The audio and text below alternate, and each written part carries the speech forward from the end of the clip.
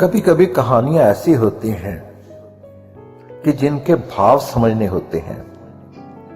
कहानियों में लॉजिक ढूंढने लगो तो कुछ नहीं मिल पाता। आज मैं आपको एक ऐसी ही कहानी सुनाता हूं। एक बार जंगली भैंसों का एक झुंड जंगल में घूम रहा था। तभी उसके एक बच्चे ने पूछा, पिताजी क्या इस जंगल में ऐसी कोई चीज है जिससे डरने की जरूरत है? तो भैंसा बोला, बस शेरों से सावधान रहना। तो कहने लगा, ठीक है, मैं जानता हूं शेर बहुत खतरनाक होते हैं। जब भी मुझे दिखाई देगा तो मैं बहुत तेजी से दौड़ने लग जाऊंगा और भाग जाऊंगा।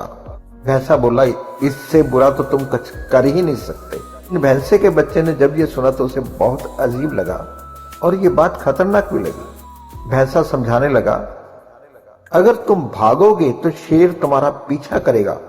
भागते समय वह तुम्हारी पीठ पर आसानी से हमला कर सकते हैं और तुम्हें नीचे गिरा सकते हैं, और एक बार तुम गिर गए तो मौत पक्की समझो। तो उसने पूछा, ऐसी स्थिति में मुझे करना क्या चाहिए?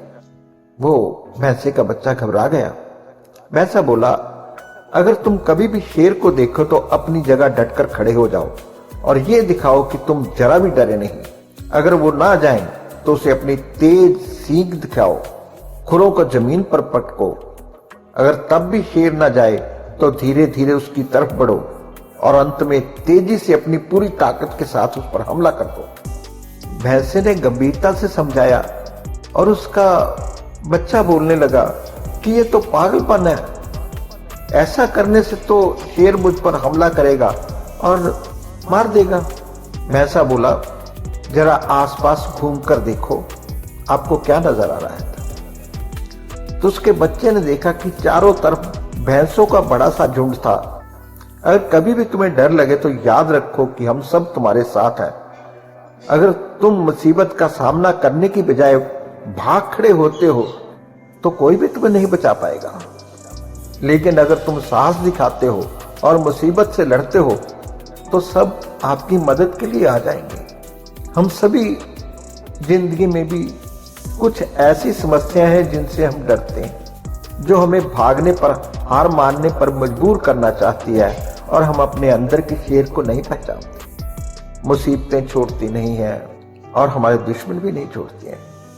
हमारे समक्ष चुनौतियां प्रस्तुत करने वालों को हमें भी चुनौती देनी होगी, उनका सामना करना होगा, उनका विरोध करना होगा। दिखाइए कि आप सचमुच कितने ताकतवर हैं और पूरे साहस और हिम्मत के साथ उल्टा उनकी तरफ टूट पड़िए। रामचरितमानस में प्रसंग आता है जब हनुमान जी को समुद्र पार कर सीता माता का पता करना होता है, तो वह कहते हैं, मैं नहीं कर सकता।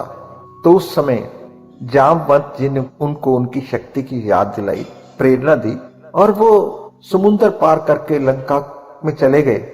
और उसके बाद क्या हुआ आप सभी जानते हो। आपको अपनी शक्ति पहचाननी है, एकजुट हो शक्ति बढ़ानी है। हम सनातन पर कभी आंच नहीं आने देंगे।